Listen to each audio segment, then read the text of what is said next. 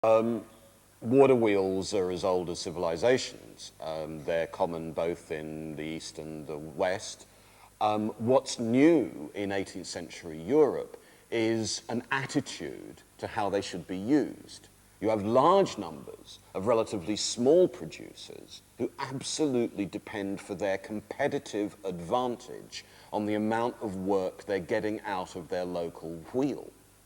And the pressure of competition, which itself is a quantitative, a measurable advantage, turns into the demand for even the slightest change in design, which will give that local producer an edge.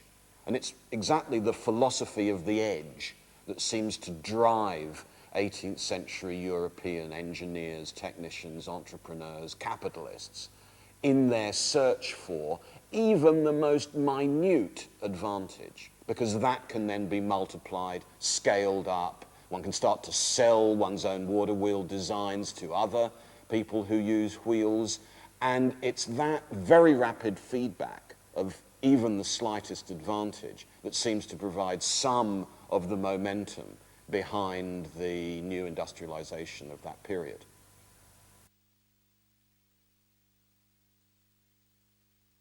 I think there's an issue here about what's doing the explaining and what we're trying to explain.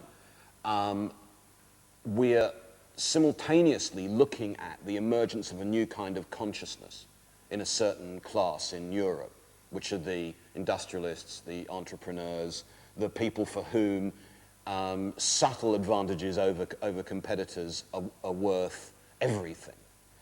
On the other hand, it's not until you get the basic technical infrastructure which allows these very small advantages to be turned into big rewards that this consciousness is itself rewarded and starts to grow.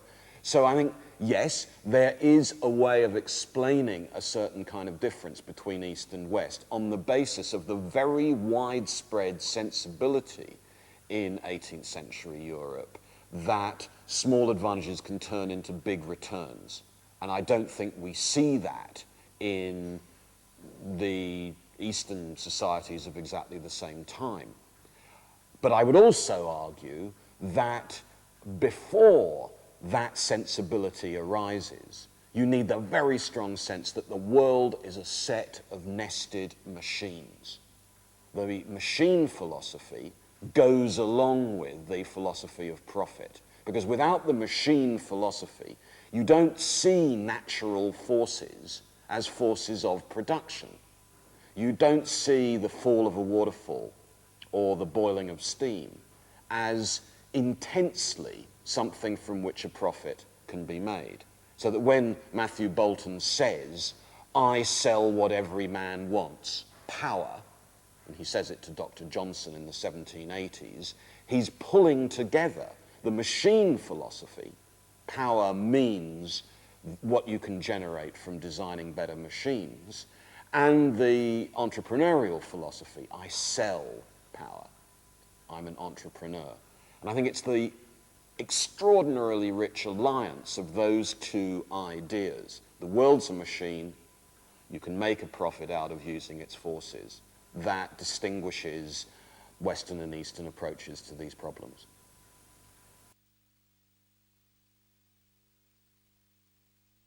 Yes, but what's distinctive about 17th and 18th century Western Europe is that the world is a nested set of machines. That it's not just that creation itself was summoned into existence by a mechanic, which is what these men believe, but that every component of this world can be understood as a smaller machine, made up of even smaller machines, so that they speak of the pregnant automata, which is to say the machines which carry within them machines, which carry within them machines.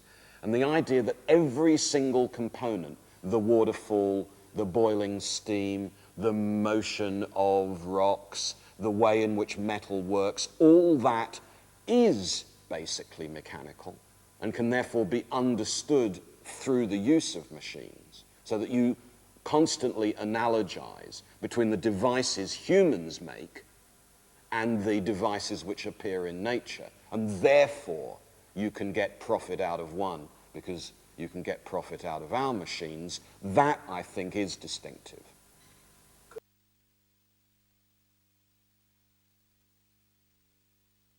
It seems to me that a traditional way in the East of understanding the natural world is as separate from and dominant over the works of humans. And certainly in, for example, Taoist approaches, there's a very strong emphasis on working in harmony with the world. Whereas the machine philosophies of 17th and 18th century Europe insist on the mastery of the world. And the violence and the gendered language of that word mastery are absolutely crucial. The world is a machine. All of its components are mechanical. What humans, especially those in power, can do with their machines, they can apply to and extract from the natural world.